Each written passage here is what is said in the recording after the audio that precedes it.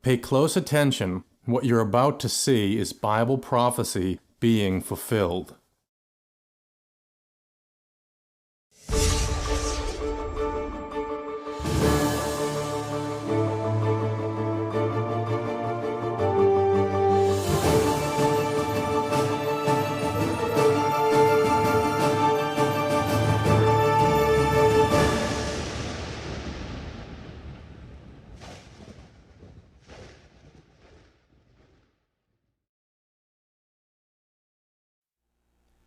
Welcome to another edition of YPN News, bringing you news as it relates to Bible prophecy and foretold by Yisrael Hawkins. Well, coronavirus, we know, is still very prominent in the news. Right now, it's affecting meat processing plants. In fact, some of them are they're worried about it being on the verge of collapse, with many of them shutting down due to COVID-19 cases spreading. Coronavirus, we're going to look at how hard the impact is on the oil market because, as we know, not as many people are traveling with stay-at-home, shelter-in-place orders spread throughout not only the United States but throughout the world. And we're going to take a look at what we've learned from Wuhan in China regarding COVID-19 and the responses thereof. But first, we're going to start off with the United Nations Food Agency said recently the world could face food shortages of what they say biblical proportions in the next few months, pointing to COVID-19 as a major problem for the shortage.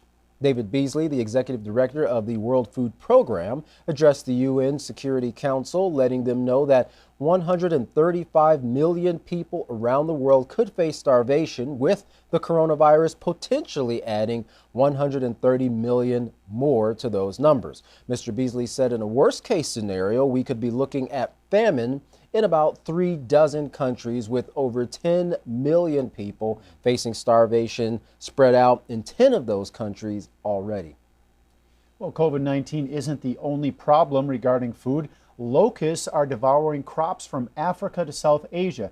Now, millions of acres have been left barren from the locusts, and it is thought that their population could grow by some 400 times their current numbers by this summer, spreading to other areas. But what about developed countries like the U.S. and Canada regarding COVID-19's effect on food supplies?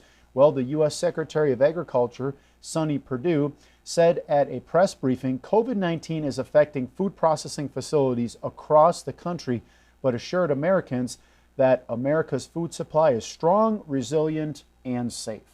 Well, some are uncertain about those statements, as work in at least 7 major U.S. meat plants have been halted. In Iowa, Tyson's pork processing plant that employs 2,800 workers was closed after 180 of its employees tested positive for COVID-19. Approximately 20,000 pigs per day are processed at that plant. Now, combined with Tyson's Indiana plant, that recently shut down there as well, they account for 18% of the U.S.'s hog slaughtering facilities. Well, it's not just pigs. Beef production is down 19% this year from where it was last year at this time, which means less beef, translating to higher prices at the market. And all of that, of course, is going to add to a big food supply shortage as everything catches up. Still got a little bit in the stores, but it's going to get worse. Well, Canada is also suffering from the virus, as 2 out of 3 of its beef processing plants are being hit as well. Now, combined, the 3 facilities produce 95% of all Canada's beef. Now, Canada is proposing cutting exports of beef to the U.S. to boost its own stocks. Now, the UN says that if we put our minds together, we could avoid a global catastrophe if we act now. Well, COVID-19 has forced some of America's largest meat producers to shut down at least 15 of its plants. Workers are afraid to go to work because of a lack of personal protection equipment. And in Indiana, a Tyson plant was closed and a state of emergency was declared there. Now, this is leaving many, including ranchers, worried as to how they're going to sell their cattle when the time comes for them to go to market. Now, while COVID-19 wreaks havoc on many, some are saying that the food chain in the United States and, of course, throughout the world is breaking. More than 260 poultry workers have fallen ill in Maryland, and 400 have fallen ill in Georgia. Well, Tyson Foods processing plant in Nebraska processes enough beef in one day to feed at least 18 million people. Wow. And it's one of the many plants that has shut down due to the spreading concerns and infections of COVID-19. Now in Maryland, poultry is the top agricultural product, and in Salisbury, it's the driving force behind a coronavirus spike in cases. So why? Because many of the people who work at these plants share rides together, including use of public transportation. Yeah, it's that close contact, that 6 foot that the CDC recommends. Well, you don't get that in a vehicle, and very few times do you get that in public transportation as well. While in Virginia, Purdue plant workers protested outside one of its plants demanding testing for COVID-19 and paid time off. Well, one worker said that they understood that Purdue provides millions of meals to people, but right now, our lives are more important. Well, across the U.S., plant shutdowns have taken place in the past 2 months, with 22 of those plants shutting down as workers have fallen ill, causing 25% drop in pork production and 10% drop in beef. And this, of course, like we said before, is going to cause a spike in prices at the wholesale market. Well, in stores in Southern California, grocery stores like Albertsons are limiting meat sales, and with 50% of the COVID-19 patients in Maryland being patients who actually worked at those poultry processing plants, we could possibly see even more shutdowns take place in the near future. Right, so it's a lot of these plants there, and now we're talking different, not only the United States, but other parts of the world, the plants shutting down, so definitely going to affect the food supply really quick. That's right. Well, take a look at this next video as a rancher in North Texas gives you his view on the pandemic and its effect on the U.S.'s food supply. Hey everybody, this is Shad Sullivan coming to you from the headwaters of Bitter Creek, Archer County, North Texas. We have to talk. State officials will be assisting to help identify potential alternative markets if a producer is unable to move animals, and if necessary, advise and assist on depopulation and disposal methods. Ladies and gentlemen, we are plowing under vegetable crops from coast to coast. We are euthanizing millions of chickens. We are aborting sows and burying feeder pigs. We are dumping milk by the hundreds of thousands of gallons, and now they are preparing us to depopulate the fat cattle ready to harvest because of a bottleneck created by the effects of COVID. This thing hasn't been created by COVID, but the effects of COVID and the logistics therein. We are in trouble. Our food supply is in trouble. Yesterday, the first shipment of imported beef from the country of Namibia hit the shores of the United States of America. And yet this morning, they are telling us to prepare to euthanize harvest-ready cattle. Am I the only one that sees a problem in this? It is time we get the American people back to work. It is time we get money flowing. It is time we get food on the shelves. Because if you're not concerned about this food supply problem, you better be.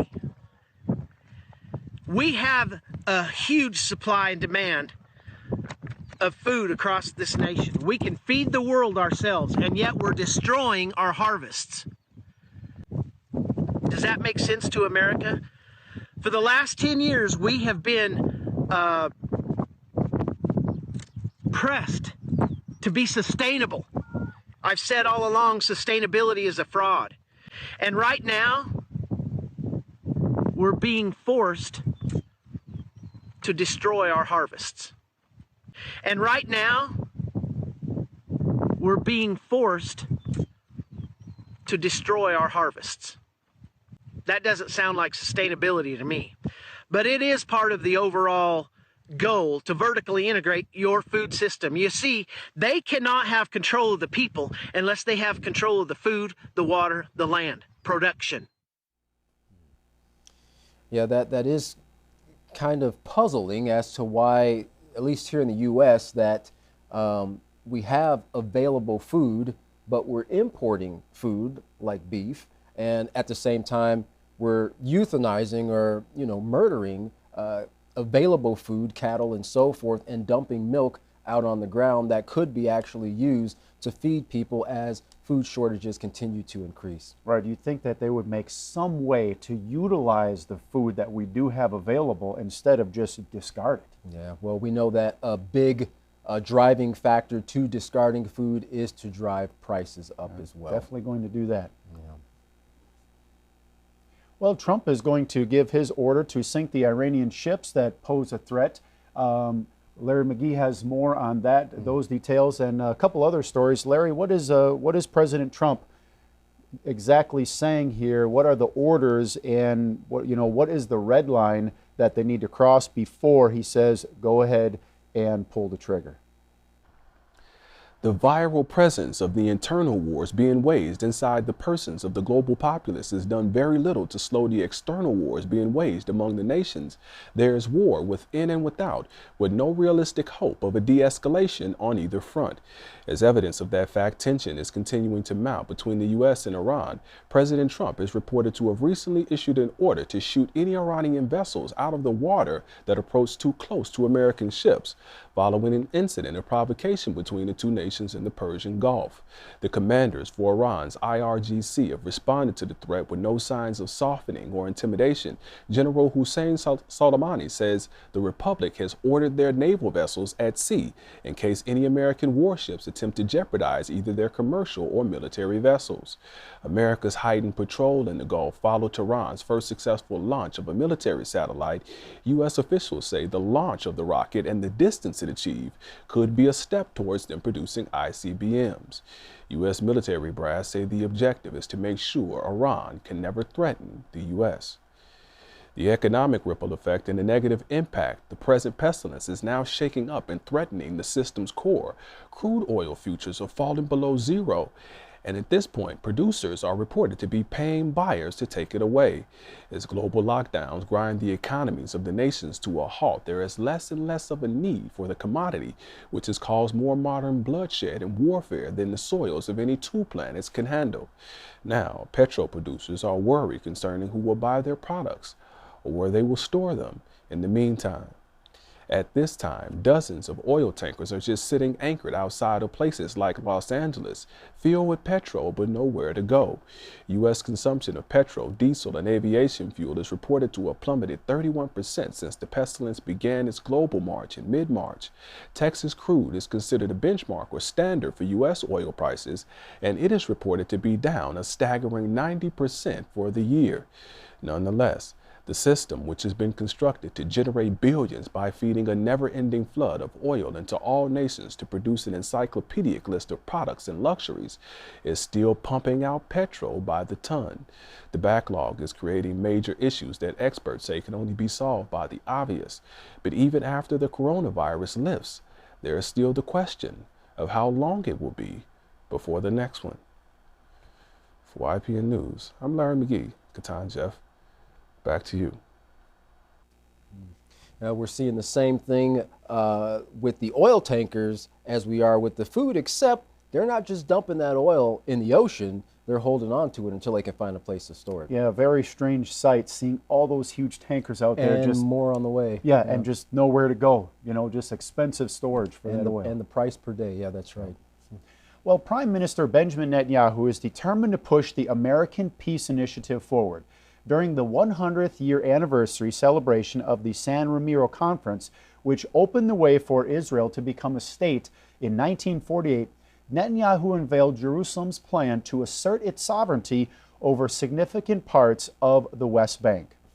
Much of the international community agree property in the West Bank is future land for a Palestinian state, and so they are bitterly opposed to the Prime Minister's talk of annexation of the West Bank. Well, regardless of this international condemnation, Netanyahu explained, over the next couple of months, Jerusalem could in fact exercise its sovereignty over the highly disputed territories. Well, Netanyahu said in a statement on Israeli TV, the Trump peace plan recognizes Israel's rights in all of Judea and Samaria. And President Trump pledged to recognize Israel's sovereignty over the Jewish communities there and in the Jordan Valley. A couple of months from now, I'm confident, he said, that that pledge will be honored, that we will be able to celebrate another historic moment in Zionism. Well, looking now to Israel's northern border, multiple confirmed reports have come in that Israeli aircraft have conducted deadly bombardments over Syria, hitting 2 suburbs of Damascus. While the attacks were aimed at operation centers for Hezbollah and other Shia militia, some civilians were killed. Well, reports indicated that several missiles were fired from Lebanon's southern airspace towards the Syrian capital at 5 o'clock in the morning. Now, in defense, Syria did launch missiles to intercept the attacks, but were unsuccessful at protecting the Iranian installations, which were destroyed. So far, the death toll is at 7, which included 4 militiamen, but also included 3 civilians because of the densely populated areas where the military centers are located. While there has been a huge blame game going on between the U.S. and China over where the coronavirus originated, there is a much bigger controversy escalating between the 2 superpowers. Now, for the first time ever, China has taken steps to expel the United States and condemn it for allowing the U.S. warships to trespass off the shores of Seychelles Islands. But China is taking it even further by informing the United States government that they are not only capable but willing to defend themselves if the need arises. According to TalkingPointsMemo.com, a Chinese Foreign Ministry spokeswoman said, "We urge the United States to stop deliberately distorting China's strategic intentions and abandon a Cold War mentality. Otherwise," she said, "it will injure others and damage itself." Well, to understand why the Seychelles Islands would be so heavily contended, one must first understand where they are located geographically. While these islands are too tiny to see on most maps, they are located a little ways off the coast of Vietnam, also known as the Paracel Islands. Further south are the better-known Spratly Islands. Well, as we mentioned in previous reports, the entire area is known as the South China Sea. Now, to recap what's going on there, China says that the entire body of water belongs to them, arguing they have proof the Chinese have sailed these waters for thousands upon thousands of years. And after World War II, when the Japanese were defeated, China has maintained control over the area. They're pretty adamant about areas that they believe belongs to them, even doing what some countries would feel is an infringement in their sovereign waters as well. Right, but we're going to see why they want to lay claim, as well as everybody else, why they want to lay claim to this particular area in the South China Sea. I have an idea what it might be. Well, the problem, however, is now 5 other countries are trying to lay claim to the same body of water. The Philippines, Vietnam, Malaysia, Brunei, and Taiwan all argue maritime law states that they have legal ownership of anything 200 miles off their shorelines. While some of these countries have friendly relations with China, some do not. They instead are close to the United States, and this is where the real trouble lies. Well, China is so angry because America is engaging more militarily in the region than it has since World War II. So, of course, China is feeling threatened by the U.S. military power and is now flexing its own muscles in defense. Well, we also know that that the South China Sea is so highly prized to many people because of certain facts, like it supplies 10% of the world's fisheries, 30% of all the world's shipping trade flows through its corridors, and it has more recently been discovered to contain, now get this, 11 billion, that is billion with a B, barrels of oil and 190 trillion cubic feet of natural gas. Which is why everybody wants to lay hold to it. They want a piece of that pie there. So this is why everyone wants it, and China is doing everything it can to basically hold on to its claim. Well, another development in China came on April 8th when the city of Wuhan ended its 76-day quarantine of 11 million people. Now, Wuhan is thought to be the original epicenter of the coronavirus outbreak. The U.S. has been critical of China, saying it reacted too slowly to stop the spread of the virus by not informing the global community of the first cases back in December. Well, for the people of Wuhan, there was much relief to be allowed out of their homes, but some are raising fears the city could face a second, more deadly wave of the virus as the rest of the country is still struggling to get the virus under control. So far in China, COVID-19 has infected over 83,000 people and taken the lives of 4,000 more. 68,000 of those cases were in Hubei province, where Wuhan is located. Well, while everyone tries to get back to a quote-unquote normal life, many are still concerned the virus could reemerge even worse than the first time. But for now, COVID-19 seems to be losing momentum with no new cases or deaths being reported. And once again, we will remind all our viewers about the 5 months that Yeshua Hawkins has said in China, the first ones to report it. They were the first ones to actually go through that 5 months. And now, as we mentioned, 11 million people that were in quarantine are now free to, start to go out of their houses. Right. Well, once again, the Yangtze River holds many ferries sailing up and down its course. In Wuhan, the river is a symbol of the life force to the people. As one man told NRT journalists, like the river, Wuhan will continue to flow despite this ordeal. Of course, this is a nice analogy to hear as the sun sets beautifully over the city, but now the question on everyone's mind there in Wuhan, as well as the rest of the world, is what will tomorrow hold as the pandemic continues throughout the world? Right, and if someone doesn't have a understanding of the Holy Scripture or Holy Scriptures or hasn't been listening to Yeshua Hawkins, they are going to have that mentality of, how long is this virus going to last? But if they have been listening to the House of Yahweh, tuning in to Yeshua Hawkins, as we will announce his broadcast here in just a minute, they're going to see that there is actually a cure for the virus, and not a cure as they would look at it, but it's a cure of time. It only goes for 5 months. So, China is pretty much out of the water there, so to speak, whereas the rest of the parts of the world, different parts of the country, are still in that time frame. So, that, again, we encourage everyone to tune in to Yeshua Hawkins because they have that information, which really brings them the hope, and it takes away that fear, the depression also that many people are in because they're just so uncertain of these times. If they would tune in and listen to the House of Yahweh and what's being said, they would have a lot more confidence. Yeah, and then they would be able to put their hopes into something more reliable than the hopes that they put in, mankind or the governments, which, as we've brought out in this news and several other broadcasts, they're dumping a lot of this food and these resources just so that they can make sure that the market is able to sustain those prices. And sadly, that's not really showing love towards one's neighbor, as it has been said. So hopefully, as you said, people will tune in, find the answers, and they'll find the hope and direction on what they need to do next.